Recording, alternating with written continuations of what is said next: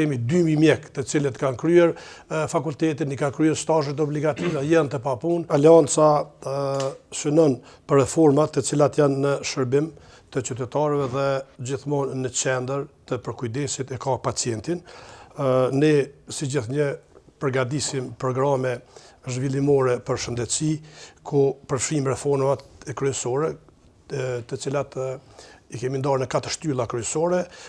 sigurimi shëndetësore funksionale, pastaj menaxhim profesional të SHSKUK-s, decentralizim të spitaleve regionale, financim të bazuar të performancës dhe furnizimit me barna esenciale, pra furnizim modern, të vadushëm dhe të pandërprerë, si dhe duhet që të planifikohet që të rritet eficienca e shërbimeve, si dhe personeli mjekësor të jetë i motivuar dhe i respektuar dhe i vlerësuar nëpërmes të rritjes së pagave, sidomos për mjekët të cilët do ta kenë një pagë mesatare 2000 euro, ndërsa personeli infermieror do ta ketë pagën 1000 euro. Pastaj kemi edhe specializimet, që është një prioritet dhe pikë ndihshme, që mendojmë se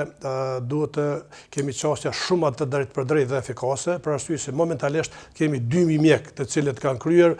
fakultetin, i kanë kryer stazhet obligative, janë të papunë, po ashtu specializimet të cilët bën ad hoc dhe për